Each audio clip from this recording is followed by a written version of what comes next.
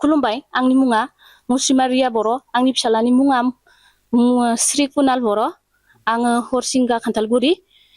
Udalguri district आङो माने बेखौनो बुंनो सानो आंनि दा फिसालानि फरायनाय बेलायाव जि गथ'आ जाहा IIT मोनदो हायद्राबादाव बिनि थाखाय जोंहा रांखावरिनि थाखाय बहुत गोनांथि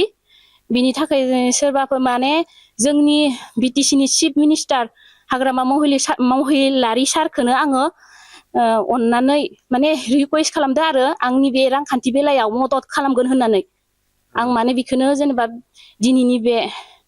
सानाव बुंफुरनानै होनाय जाबाय आरो नाथाय आंनि गथ'आ जे फरायनो गोसो नाथाय जों आरो थाखा फैसानि बेलायाव जोङो होनो हायाखै नाथाय बिथांमोना जे अननानै जि 4 बोसोर फरायनांगौ आंनि गथ'आ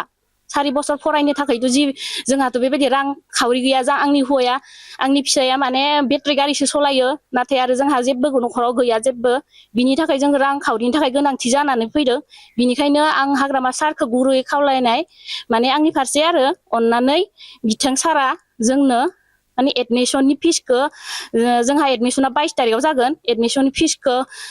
होगोन होननानै आं आसा खालामदो आरो बेनो आंनि गुरै खावलायनाय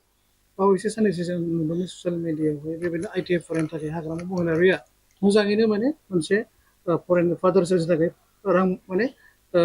माबादोंमोन दान होदोंमोन बे BTC ओनसोलनि थानाय क'क्राझार जिल्लायावहाय मा बुङो बेनि बेलायाव नोंथांमोनाबो बेबायदि फिसाफोरखौ मोननो थाखाय मा हास्थायहरदों माने बिथां सारा जे बहुत मा होनो हेल्प खालामदों बिनि थाखाय जोंखौबो जेनेबा जाहाथे सारा हेल्प खालामो बिनि थाखायनो आङो बे ससियेल मिडियानि गेजेरजों बुंफोरनाय जाबाय दिनैनि बेलायाव आं हाग्रामा सारनि जेनेबा जि निउस लाइभआव होबाय थानाय नुदों गोबां मानसिफोरखौनो जिबायदि मदद खालामनाय नुदों जाहाथे जेनेबा आंनि गथ'आबो जि BTech फरायनो नागिरदों हायद्राबादाव IIT बिनि थाखाय जोंहा रांनि बहुत गोनांथि जानानै फैदों बिथां सारा जोंखौ हेल्प खालामोबा जों मोजां मोनगौमोन आरो दा जिबायदि आंनि गथ'आ 22 तारिखआव जि माबा दोङो एडमिशन दोङो बे एडमिशननि थाखाय फिसफोरखौ होयोब्ला मोजां जागौमोन होननानै आं गुरै खावलायनाय थाबाय आंनि नामा मुस्रि जादु बर' आं हरसिंगा खान्थालगुरि डिस्ट्रिक्टआ उदालगुरि आं बेखौनो बुंनो सानो जे फिसालानि बेलायाव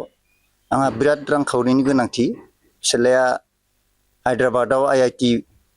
BCom फरायनो थांगासिनो दं बेयाव रांनि गोनांथि जादों बेखाय सार हाग्रामाखौ एसे अनसुंथाइ हरनो थाखाय आं गुरै खुलुमनानै खावलायहरनाय जाबाय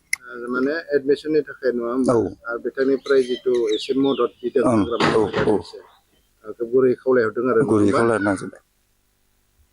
नोङो जेनेबा एन्ट्रेन्स होनानै IIT फरायनो थाखाय नों साखाफारा जादों बेसेबां साखाफारा आरो माबायदि फरायनो सानदों आं माने दा IIT हायद्राबादाव माने BTech खालामगोन BTech खालामनानै कलेजाव माने प्लेसमेन्ट मोनखायो आरो जोंना डाइरेक्ट माने कानेक्सन थाखायो माने कम्पानिफोरजों माने डाइरेक्ट साकरि मोननायनि फिक्स थाखायो आरोना एसे खस्थ' खालामनांगौ आरो बे समाव जिहेतु नोंथाङा एन्ट्रेन्सखौ होबाय एन्ट्रेन्स होनायाव नों बेवहाय मोजां फिथाइखौ लाना फैनो हाबाय दा